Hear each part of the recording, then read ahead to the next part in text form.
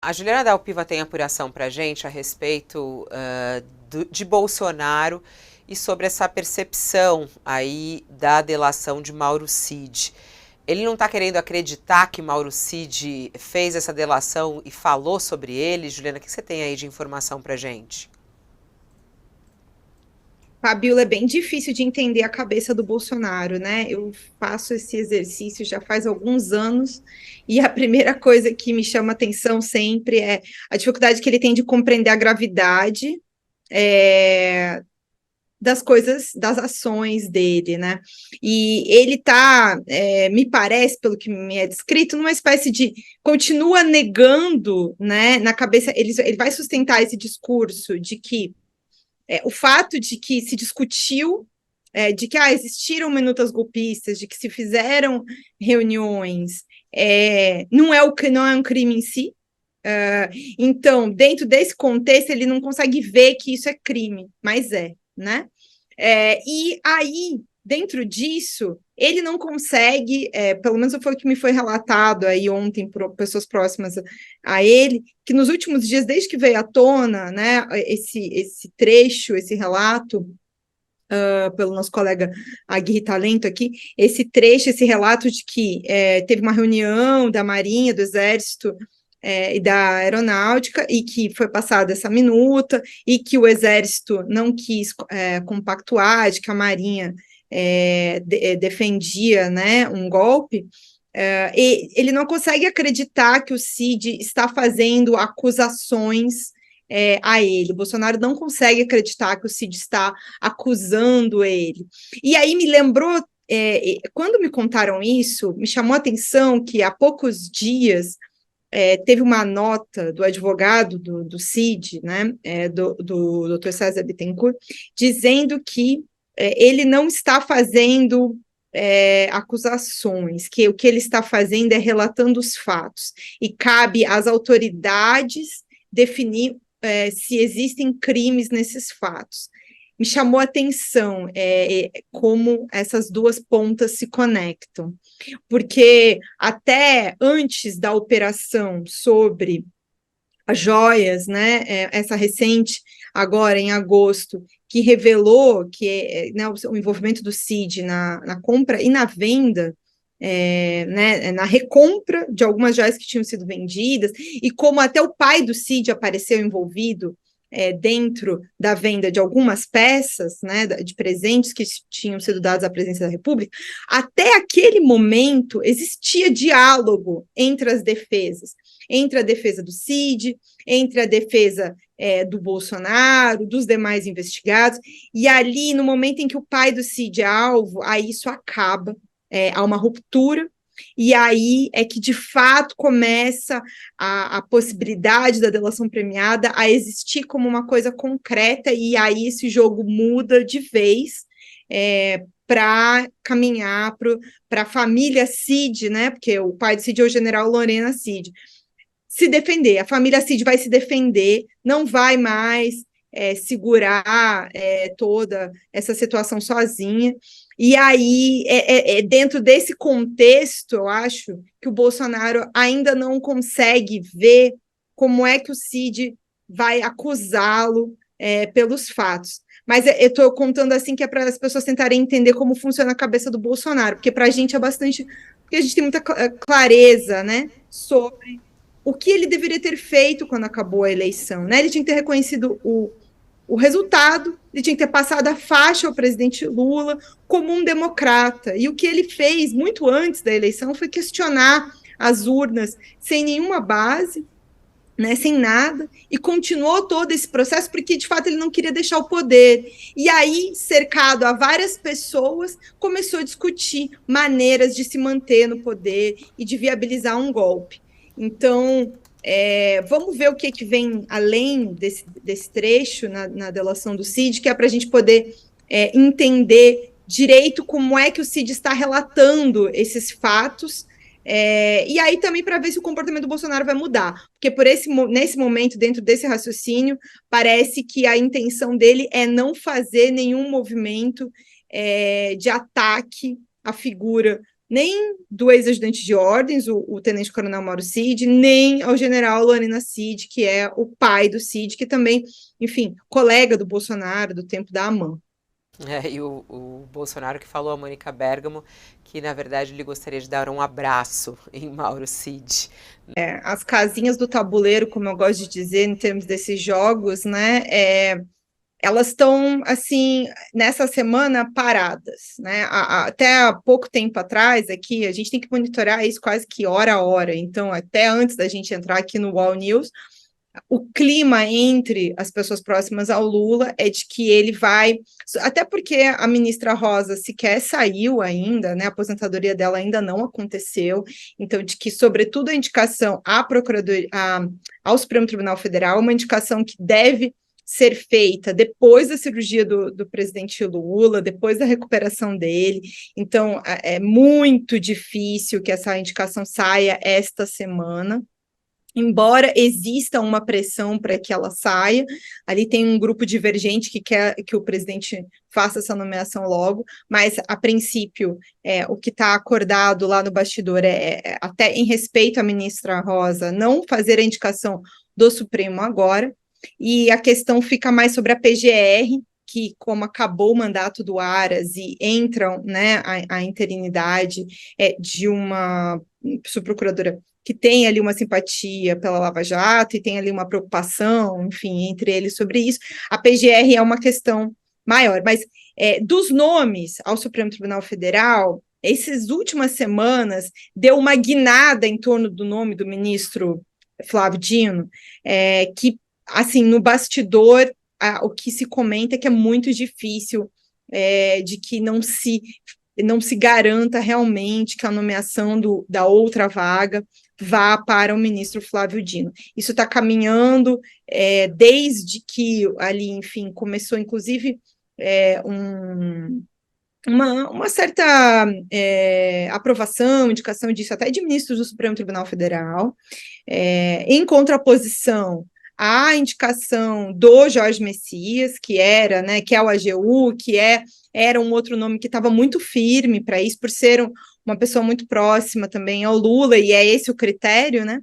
Mas pega muito mal, né? Já, assim, essa fala do presidente Lula, ela é uma fala bastante ruim, porque se ele tivesse feito campanha o ano passado, durante a campanha eleitoral dele, ele tivesse defendido isso dessa maneira, como ele está falando agora, que gênero e raça não é critério, eu quero saber se ele ia ter conseguido realmente vencer essa disputa, unir os campos da maneira como vários campos diferentes se uniram para que a candidatura dele fosse vencedora.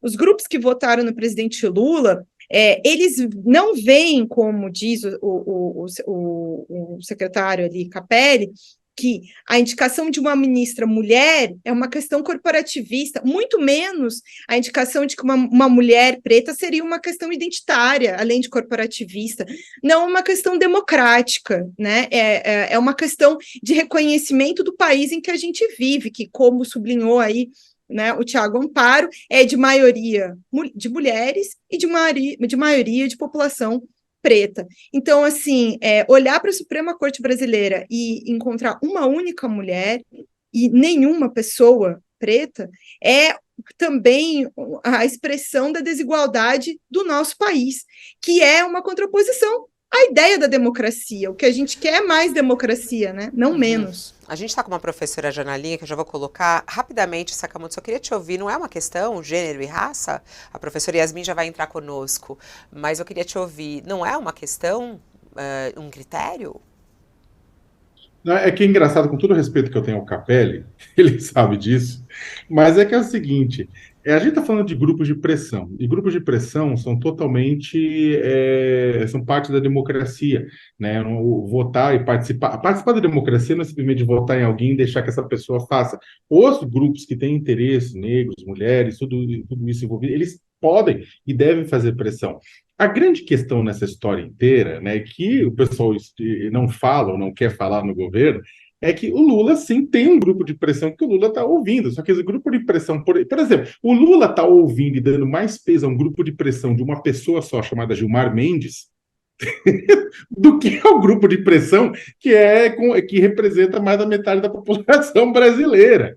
Vocês estão entendendo o que eu estou querendo dizer com isso? Não é que ele vai tomar por conta própria, nenhum presidente toma essa questão por conta própria, ele vai ouvir Deus e o mundo. Só que o que é interessante é que mais da metade da população brasileira está valendo menos na pressão no ouvido do Lula do que o ministro Gilmar Mendes. O ex-ministro do Gabinete de Segurança Institucional também afirmou que não soube dessa reunião do ex-presidente Jair Bolsonaro com os comandantes do Exército, da Marinha e da Aeronáutica para tratar de uma intervenção militar. Ressaltou que estava fora do cargo no dia das invasões, já que deixou o cargo no dia 31 de dezembro, e disse que jamais também tratou de assuntos eleitorais com seus subordinados. Disse que essa reunião que foi dita por Mauro Cid na delação à Polícia Federal, disse que isso é uma fantasia. Foi dessa maneira, mais ou menos, como ele tratou. Vamos ouvir esse trecho. O tenente-coronel Mauro Cid, ele não participava de reuniões, ele era ajudante de ordens do presidente da República. Não existe essa figura do ajudante de ordem sentar numa reunião dos comandantes de força e participar da reunião. Isso é fantasia. Isso é fantasia. Isso é fantasia, diz ele. Heleno também chamou de narrativas fantasiosas as alegações de que Bolsonaro e aliados queriam anular o resultado das urnas. Até num determinado momento, Elisiane perguntou para ele, então o senhor confia no resultado das urnas? Ele falou, já foram as eleições? Já foram, tá aí. O resultado já está aí. Foi como ele tratou também e respondeu a Elisiane Gama.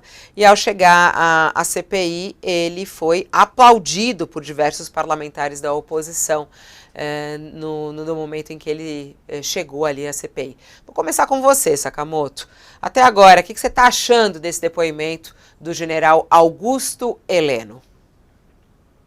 Eu acho que vale a pena destacar 2 pontos, Fabíola. Primeiro, acho que o final da inquirição da relatora Elisiane Gama, né, que foi o momento de maior tensão até agora, né? Ela pergunta para ele, né, se na opinião dele as eleições de 2022 foram fraudadas. Ele responde o que você disse, né, que olha, o Brasil tem o resultado das eleições, tem um novo presidente, não posso dizer que foram fraudadas, foram examinadas. Percebam todos que ele não diz não. Ele que se notabilizou ao longo da inquirição por responder sim ou não, muitas vezes de forma irônica, né, à relatora, ele não responde não foram fraudadas. Ele não responde, ele dá uma resposta enroladora, ele diz não pode dizer que foram fraudadas, que é muito semelhante, inclusive, à nota que as Forças Armadas divulgaram no final do ano passado, dizendo, olha, eu não posso dizer que foram fraudadas, mas também não posso dizer que não foram fraudadas, que atende ao que é uma narrativa bolsonarista de manter uma dúvida no ar. Né? Só que aí o que acontece? Como ele, de qualquer maneira, é um recuo em relação a outras declarações do bolsonarismo que cravavam por A mais B, que o Brasil tinha sido vítima de fraude e tudo isso mais, a senadora Elisiane Gama coloca o seguinte, ela dá uma provocada e termina dizendo, então o senhor não mudou de ideia, né? Muito obrigado e até logo.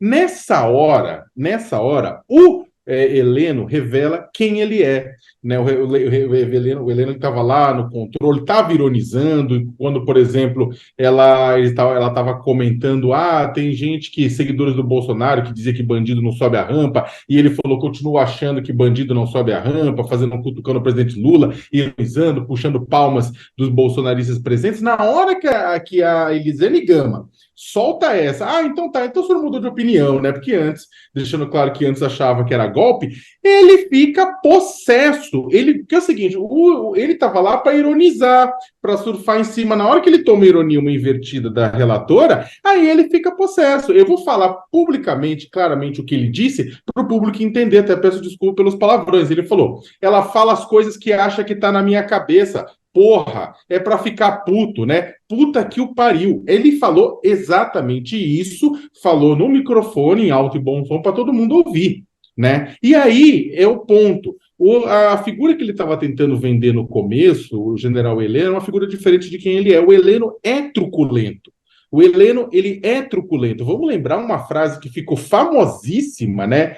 Um tempo atrás, quando, durante o governo Bolsonaro, o Heleno soltou o quê? Ele soltou, novamente, peço desculpa, porque em fevereiro de 2020, numa reunião que estava o Paulo Guedes, numa reunião que estava o Luiz Eduardo Ramos, na época ministro-chefe da Secretaria de Governo, ele solta: não podemos aceitar o Congresso chantageando, etc e tal, emparedando a gente, foda-se, o Bolsonaro tem que chamar o povo às ruas, os seus seguidores às ruas, para emparedar o Congresso. Né? E aí, esse é o real general Heleno. E esse real general Heleno, né, que não aceita ironia, esse real general Heleno truculento, mal educado, grosseiro, né, apelando ao machismo, é esse que apareceu nessa pergunta final da Elisiane A gente tem Gama. aqui o trecho, ô Sakamoto, até para ilustrar isso que você está falando, a gente separou aqui o trecho. Vamos colocar esse trecho. A sua opinião, as eleições brasileiras agora em 2022 foram fraudadas? Já tem o resultado das eleições, já tem um novo presidente da República. Pô, não posso dizer que foram fraudados, foram examinados. O senhor mudou de ideia, né? Muito obrigada, presidente. Ela fala as coisas que ela acha que tá na minha cabeça. Porra, é pra ficar puto, né? Puta que presidente, por favor, respeito à relatora, ao presidente. Próximo. Está demais. Peraí. É muito desrespeito com a Passa a palavra ao próximo orador inscrito, que é o autor do requerimento. É isso. E aí, para finalizar, Fabiola, eu acho que é o seguinte: a gente poderia listar na longa capivara política do general Heleno uma série de outras vezes em que ele, exatamente montado no poder que tinha sido atribuído pelas urnas a Bolsonaro, foi boquiroto contra a democracia. Né? Ele falou que precisava tomar um Lexotan na veia, falou em dezembro de 2021, para não levar Bolsonaro a tomar uma atitude mais drástica ao STF. E aí, ele falou, e isso foi chocante, é basicamente: olha, se eu não tô me acalmar, eu vou falar para o Bolsonaro fazer alguma coisa com o STF. Vocês imaginam o quê? E aí o que aconteceu? O deputado Rafael Brito, do MDB de Alagoas, né, ele resgatou isso. Aí ele falou: não, o Lexotan era figura de linguagem, porque o Lexotan não toma na veia. E o deputado foi excelente. Ele falou: general, eu não estou falando do Lexotan. Eu entendi que é uma figura de linguagem. O problema é o senhor falar que tinha que se segurar para basicamente não fazer o Jair dar um golpe, né? Para não colocar isso na mesa. Então, o que acontece? Ele falou não, aí ele falou o segundo ponto que eu estou querendo destacar: na hora que ele fala isso, ele fala: não, mas isso era uma brincadeira, isso era um exagero, era uma brincadeira. Ou seja, o general Heleno estava tratando de golpe de Estado o quê? Sem querer querendo, que nem o personagem Chaves, né, daquela série infantil. Ele falou que o general Heleno fala de golpe sem querer querendo, ele fala de golpe de Estado como brincadeira, ele fala de golpe de Estado como a gente fala do que acabou a manteiga no café da manhã, né? É claro, se isso fosse verdade, para finalizar, a gente até poderia falar: foi um lapso do general. Não foi um lapso. Em 16 de agosto de 2021, ele já tinha falado que as Forças Armadas eram um poder moderador e que não acreditava em um golpe de Estado naquele momento. Em outubro de 2020, diante de um pedido de apreensão de celulares do Carlos Bolsonaro e do Jair Bolsonaro, inclusive, que foi citado, né, ele falou que, olha, isso vai criar consequências imprevisíveis para a estabilidade nacional, ameaçando o STF. Em outubro de 2019, na hora que o Eduardo Bolsonaro sugeriu um novo AI-5, o Heleno não demonstrou repúdio, só falou: olha, se o Eduardo falou isso, ele vai ter que estudar como fazer, como aplicar.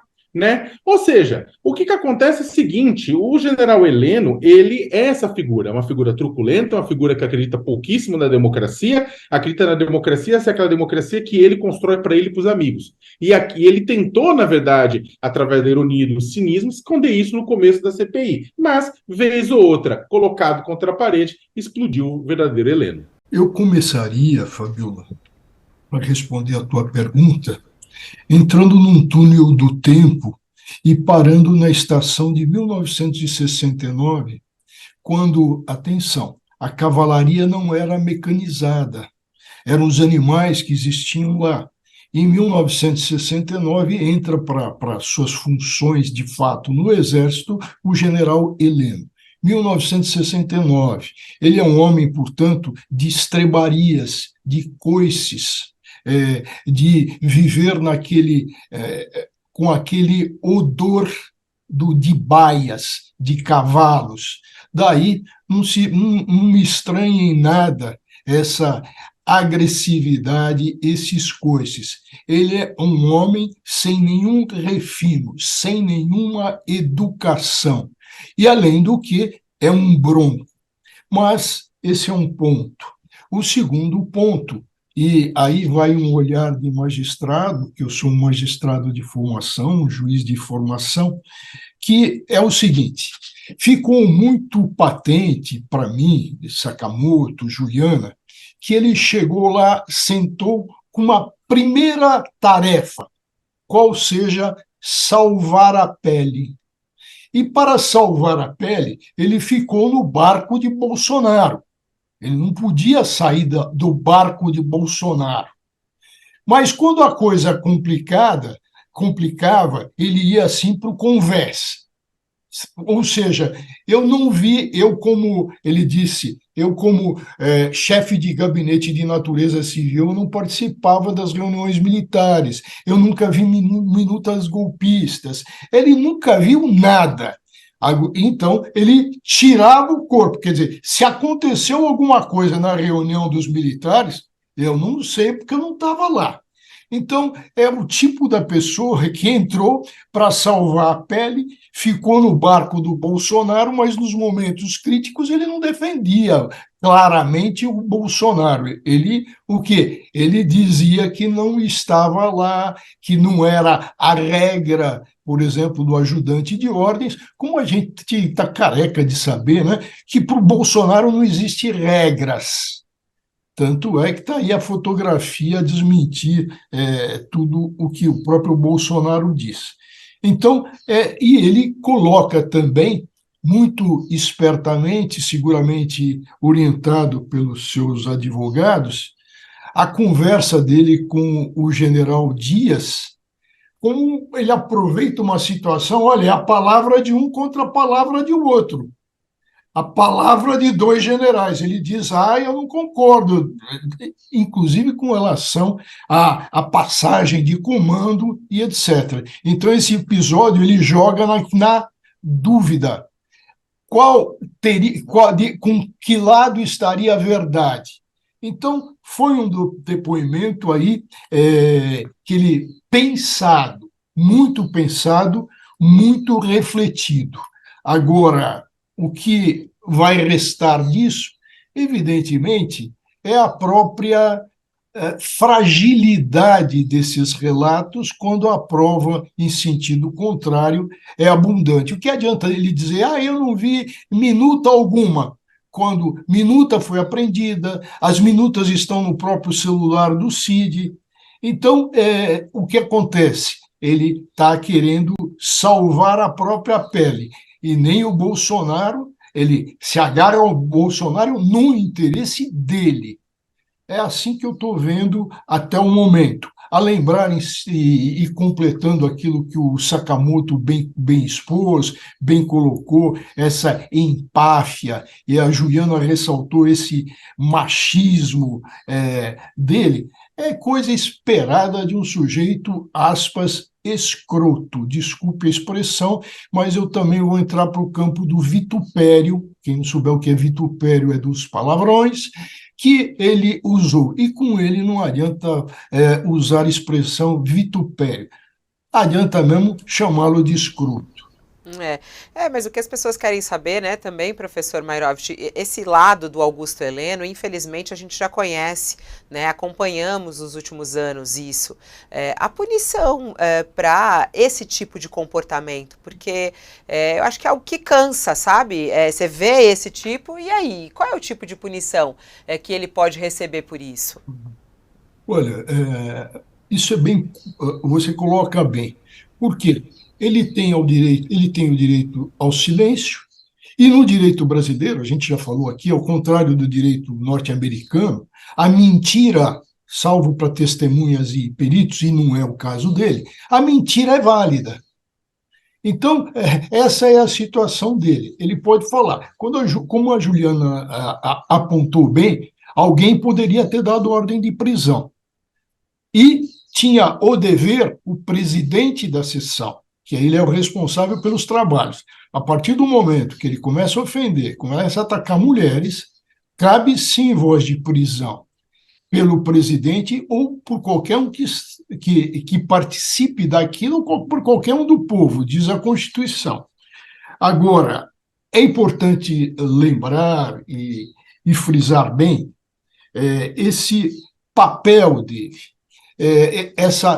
esse papel dele, quando ele foi aplaudido ao entrar, quando ele é aplaudido com as palavras, será que ninguém lá tem dignidade ou tem memória para lembrar que esse general que está depondo já chegou a atacar o Congresso, lembrando aí a famosa música "Se gritar pega ladrão, não sobra um, meu irmão". Isso ele apontou para o Congresso Nacional.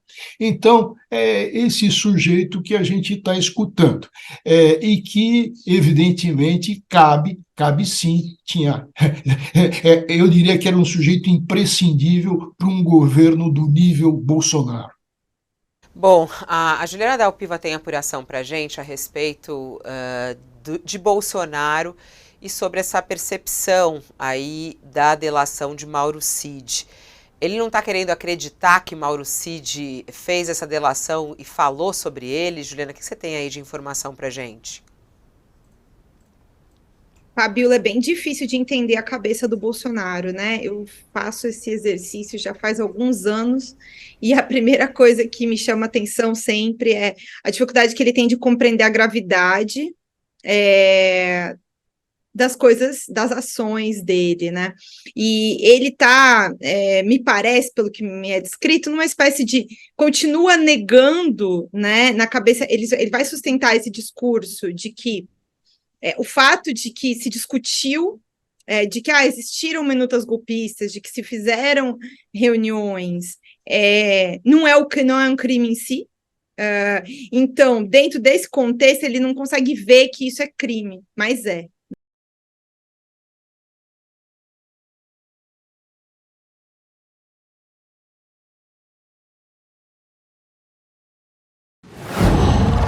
Qual?